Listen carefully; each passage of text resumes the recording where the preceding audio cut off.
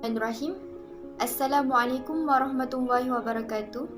Nama saya Nur Izzatul Fitra binti Muhammad Bahtiar dari Diploma Syariah Islamiah Semester 2 KSD 21050127. Pada video kali ini, saya dan kumpulan saya akan membincangkan tajuk mengenai Undang-Undang Islam dan Undang-Undang Adat.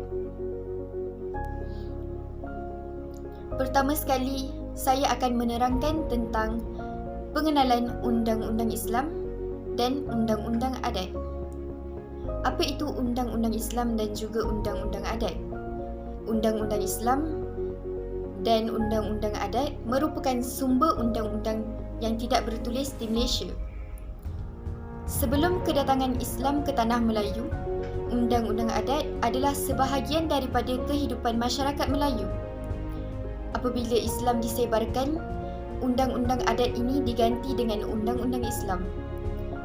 Walau bagaimanapun, ada di antaranya hanyalah berbentuk luaran di mana penggunaan Islam itu hanya bergantung kepada pemakaian, perkataan bismillah atau bacaan doa, sedangkan dari segi dalamannya, ia masih berpegang teguh kepada adat lama. Contohnya, adat istiadat perkahwinan di mana adat bersanding, ada adat Hindu yang dimelayukan yang kemudiannya dengan kedatangan Islam, ia dimulakan dengan bacaan doa dan berzanji atau berselawat.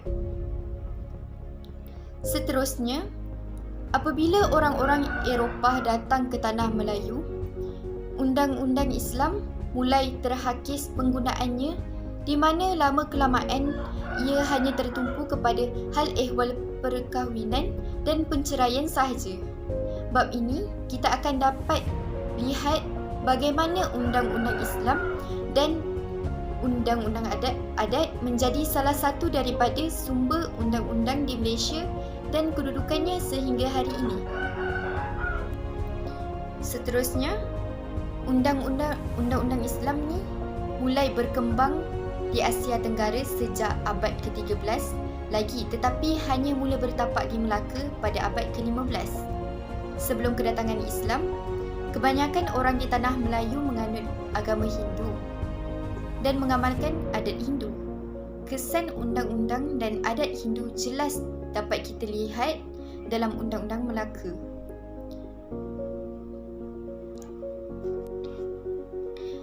Undang-Undang Melaka mengandungi Undang-Undang Islam seperti dalam bab 25 yang mengandungi Undang-Undang Nikah Cerai Orang-orang Islam. Undang-undang yang berdasarkan Undang-Undang Melaka seperti Undang-Undang Pahang, Undang-Undang Johor dan Perlembagaan Terengganu 1911. Semuanya menunjukkan pengaruh Undang-Undang Islam berbanding dengan pengaruh adat Melayu. Undang-Undang Islam yang diterima itu berdasarkan mazhab Syafi'i. Assalamualaikum warahmatullahi wabarakatuh.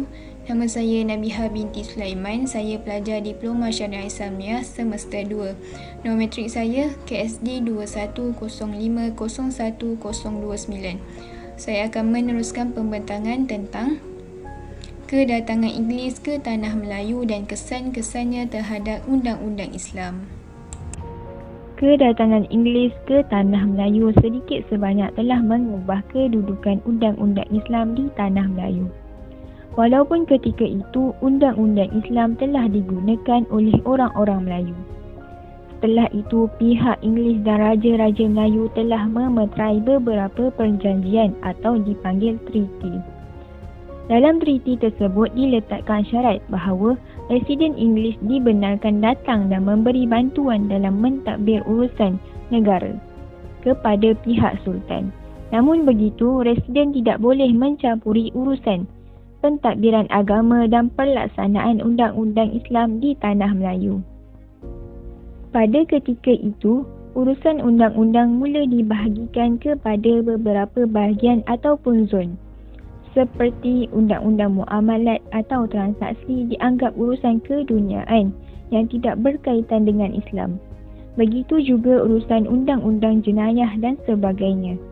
Akhirnya yang dianggap urusan agama dan adat istiadat Islam hanyalah merujuk kepada urusan ibadah orang Islam dan juga urusan perkahwinan yang dipanggil personal law, serta beberapa kesalahan yang melibatkan hukum agama yang khusus seperti tidak berpuasa dan sebagainya.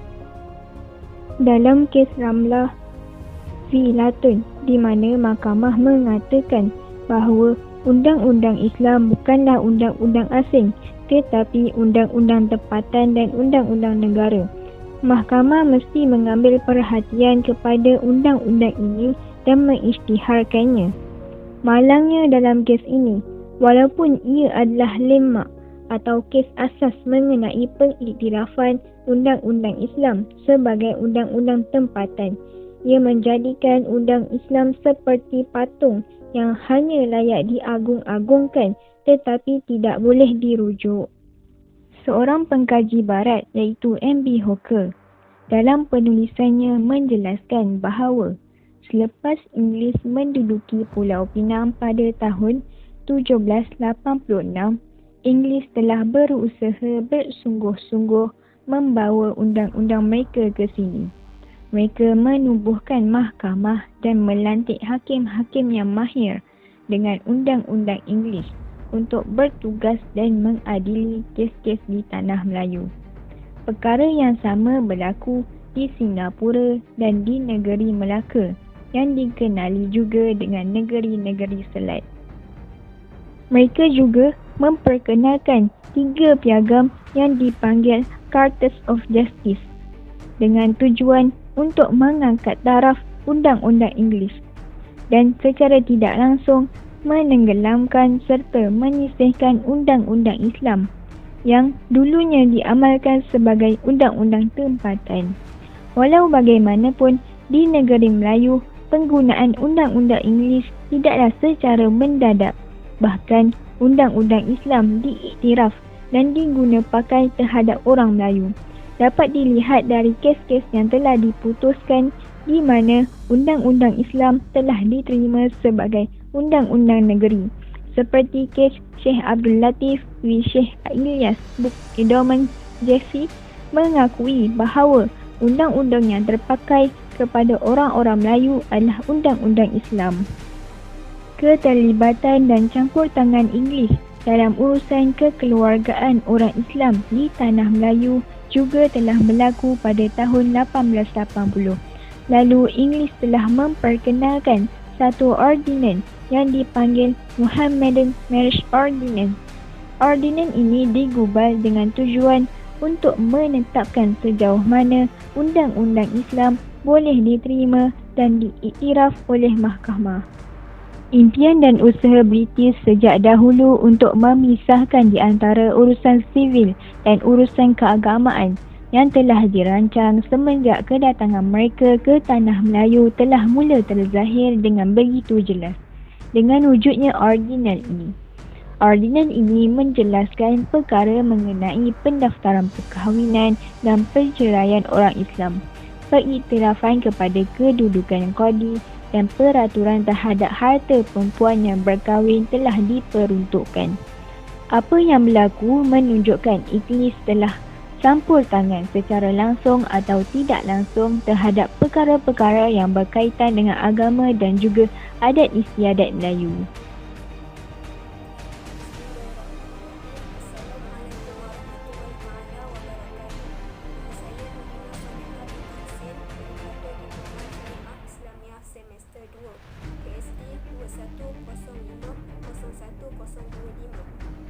Jadi seterusnya saya akan menerangkan tentang kedudukan Islam selepas kemerdekaan Malaysia. Setelah Malaysia merdeka daripada penjajahan negara luar, Islam telah dijadikan sebagai agama persekutuan melalui perkara 3 Perlembagaan Persekutuan. Namun, agama-agama lain masih boleh diamankan dengan aman dan damai di mana-mana bahagian persekutuan. Hak kebebasan beragama telah diperuntukkan dalam perkara 11 dengan syarat mereka tidak mengganggu orang-orang yang beragama Islam. Perlembagaan persekutuan walau bagaimanapun tidak memberi definisi apa yang dimaksudkannya dengan perkataan Islam atau undang-undang Islam. Sebagai contohnya, perkara yang telah dibangkitkan dalam kes Cik Omar bin Cik Soh di mana mahkamah memutuskan bahawa undang-undang Islam yang dimaksudkan ialah perkara-perkara yang melibatkan perkara-perkara rasmi dan hal-hal yang berkaitan dengan adat istiadat. Jadual 9 Senarai 2 juga memperuntukkan perkara-perkara di bawah kuasa, iaitu perkara-perkara yang berkaitan dengan undang-undang Islam, undang-undang diri dan keluarga, berhubung dengan warisan berwasiat atau tidak berwasiat, perkahwinan, penceraian, nafkah dan sebagainya. Ini bermakna Badan Perundangan Negeri mempunyai kuasa penuh dalam penggubalan undang-undang Islam bagi orang yang beragama Islam serta menubuhkan mahkamah syariah. Tetapi dari segi praktiknya, mahkamah syariah hanya ada bidang kuasa bagi kesalahan tertentu yang dibenarkan oleh Perlembagaan Persekutuan. Begitu juga dengan undang-undang yang diluluskan di peringkat persekutuan yang bersifat pemakaian am atau dalam bahasa Inggeris of General Application, yang mana ia mengehadkan bidang kuasa mahkamah syariah daripada mendengarnya. Sebagai contohnya, walaupun apabila seorang penganut Islam itu telah meninggal dunia tanpa wasiat atau dengan wasiat dan hartanya perlu dibahagikan mengikut undang-undang pusaka Islam atau faraid, dari segi praktiknya, undang-undang yang mengawal pentadbiran harta pusaka ialah Akta Probate dan Pentadbiran 1959. Ini bermakna waris perlu memohon untuk mendapatkan surat mentadbir harta dari Mahkamah Tinggi atau Amanah Raya Berhad atau pejabat tanah, dan badan-badan berkuasa ini kemudiannya akan memohon kepada Mahkamah Syariah untuk mendapatkan sijil faraid atau pembahagian, di mana akhirnya Mahkamah Syariah hanya bertindak sebagai pengeluar sijil atau dipanggil sebagai rubber stamping dan tidak terlibat secara terus dalam soal pembahagian harta pusaka. Terdapat juga kes-kes lain yang melibatkan penama seperti dalam skim KWSP atau insurans nyawa. Mahkamah Tinggi telah mengiktirafkan bahawa penama yang berhak ke atas harta dan bukannya waris sebagaimana yang telah digariskan di dalam Islam. Seperti contoh dalam kes Rehman bin Minhad, seorang penganut beragama Islam telah menamakan isterinya sebagai penama yang berhak mendapat wang insurans nyawa itu selepas dia meninggal dunia. Dalam kes ini, Mahkamah Tinggi memutuskan bahawa isteri si mati berhak ke atas wang tersebut seorang diri dan bukan memegang wang itu untuk ahli waris si mati. Ini sangatlah jelas bertentangan dengan hukum syarak. Oleh kerana terdapat banyak kes yang diputuskan sedemikian, maka Majlis Fatwa Kebangsaan telah mengeluarkan fatwa bahawa di dalam keadaan di mana seorang penganut Islam telah dinamakan sebagai penama, dia hendaklah memegang harta atau wang itu untuk kepentingan ahli waris si mati. Untuk memastikan keberkesanan fatwa ini, Akta Insurans 1996 telah membuat peruntukan di bawah Seksyen 167(2) Akta Insurans 1996 bahawa jika penama adalah seorang penganut beragama Islam, sebaik sahaja dia menerima wang polisi tersebut, dia hendaklah membahagikannya mengikut undang-undang Islam. Peruntukan yang sama juga dibuat ke atas wang KWSP dan wang koperasi. Bagi kes jenayah pula, walaupun hari ini telah wujudnya enakmen jenayah syariah di beberapa negeri, namun bidang kuasa mahkamah syariah terhadap kesalahan jenayah adalah sangat terhad. Kesalahan jenayah secara umumnya adalah di bawah kanun keseksaan dan mahkamah hanya boleh membicarakan dan membuat keputusan terhadap kes-kes jenayah Islam seperti khalwat, minum arak dan zina, di mana semua itu bukanlah suatu kesalahan jenayah di bawah undang-undang sivil. Jika dilihat kepada penubuhan mahkamah syariah melalui Akta Mahkamah Syariah 1965 hingga 1985, ia sangat mengehadkan bidang kuasa mahkamah syariah. Pada awalnya, Mahkamah Syariah hanya boleh menjatuhkan hukuman penjara tidak melebihi 6 bulan atau denda tidak melebihi RM1,000 atau kedua-duanya sekali.